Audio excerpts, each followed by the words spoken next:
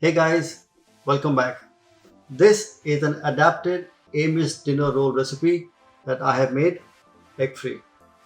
I first had this in America at an Amish farm that was selling their homemade baked goodies.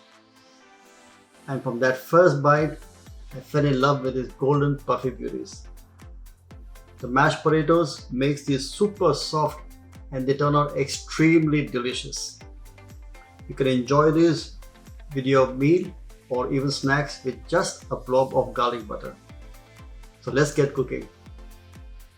Start off by first fermenting the yeast. So take dry yeast in a bowl, instant dry yeast, add water to it, a couple of tablespoons of water, stir it in. Now the water should always be at room temperature or slightly warm, never cold. A little sugar, which helps the yeast to ferment. Mix it together and let this rest for a good 15 minutes, and you will see the yeast will probably triple up in size. It'll aerate and ferment. To make the dough, you start off with plain flour or all-purpose flour, and in that I add mashed potatoes. Now mashed potatoes are very important because they keep the bread roll nice and soft and moist at the same time. Salt, extremely important to season the dough.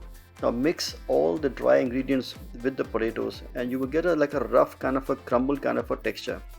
In that goes in the yeast, and like you can see it's almost 3 times in volume.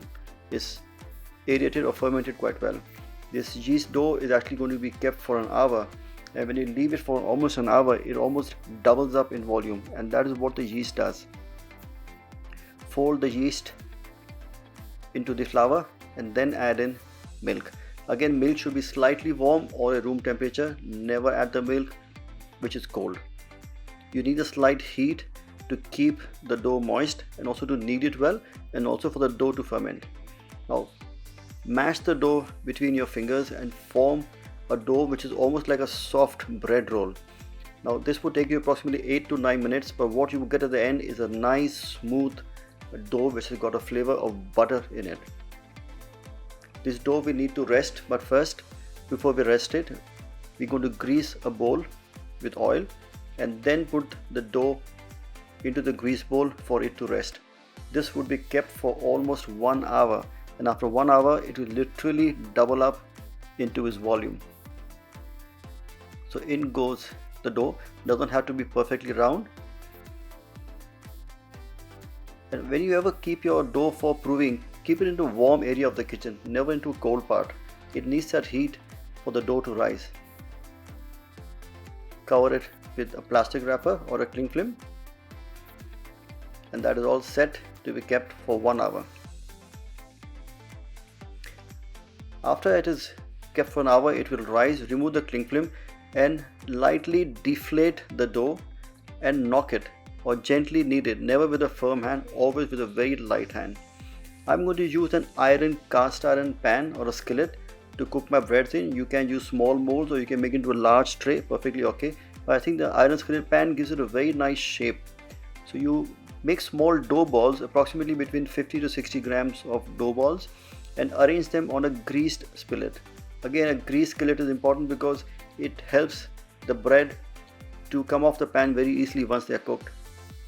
Always leave a little space between the dough balls because the dough balls will rise further.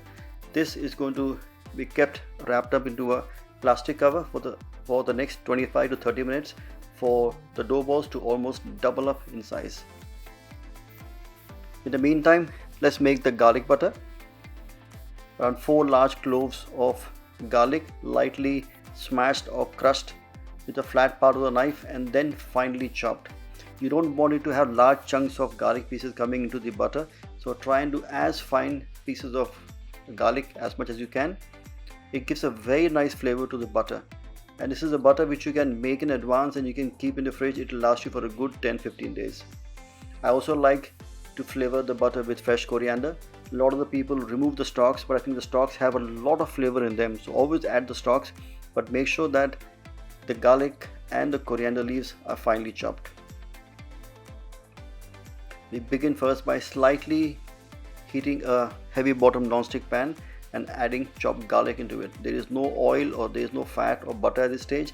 It is just garlic which is slightly dry roasted into the heat. This helps the garlic to lightly toast or roast in the pan and also release the flavors. Then goes in a large knob of butter. The butter should not be melted butter, it should be a room temperature or even from the fridge is okay. Now because of the heat in the pan, the garlic is already beginning to sweat and cook, and the butter also begins to melt very gently. Don't boil the butter at all, just lightly melt it and then add in a fresh coriander. You don't need to cook the butter after this. Take it off the heat and mix in the coriander and the garlic into the butter. Transfer it into a bowl. So our butter is now ready. And like I said, this can stay into your fridge for a long time. So if you're making your soups or your sauces or risottos or rice or any gravy or stews, you can always add the butter at the very last. It gives a very nice garlic and coriander butter. Our dough balls have rested for 25 minutes and there you can see it's all now set to go in a preheated oven at 180 degrees centigrade or 350 degrees Fahrenheit for 20 to 25 minutes. And when they come out, they look like these beautiful, puffy, golden beauties. Brush them liberally with the garlic butter and it will absorb all the flavors. So the dough has got potato, it's got moisture, it really soaks in all the flavor of the garlic and the potatoes. And the lovely golden color on top really makes it shine so well.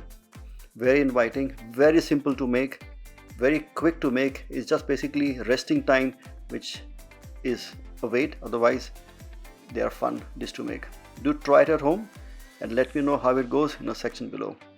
Bon appetit and enjoy.